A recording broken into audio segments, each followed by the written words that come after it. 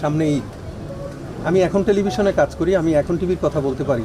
আমাদের সকল বকেয়া বেতন বোনাস সব কিছু দেওয়া কমপ্লিট। আমরা আলহামদুলিল্লাহ সবচেয়ে ভালো আছি।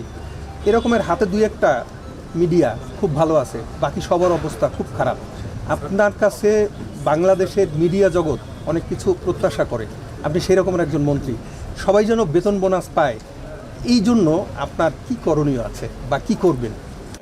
এটা একটা গুরুত্বপূর্ণ এজেন্ডা হিসেবে তথ্যমন্ত্রীর হিসেবে আমার টেবিলে আছে। এটা ওয়েস্ট বোর্ড ছাড়া এটার কোনো সমাধান নাই। আবার ওয়েস্ট বোর্ড তৈরি করার ক্ষমতা, দেয়ার ক্ষমতা বেসিক্যালি এটা হচ্ছে আপনার শ্রম কল্যাণ মন্ত্রণালয়। এটা আসলে তথ্য মন্ত্রণালয় ওয়েস্ট বোর্ড সংক্রান্ত কাজের এখতিয়ার নাই। গরমে দাপাদাপি ঘরের চালের স্থায়ী সমাধান আনোয়ার সিমেন্ট শীট।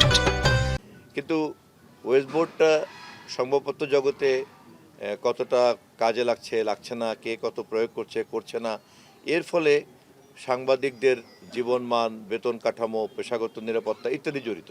সেটা দেখভাল করার দায়িত্ব আবার তথ্য মন্ত্রণালয়। ফলে এই সমস্যাটা ইতিপূর্বে কেউই ওইভাবে অ্যাড্রেস করে নাই।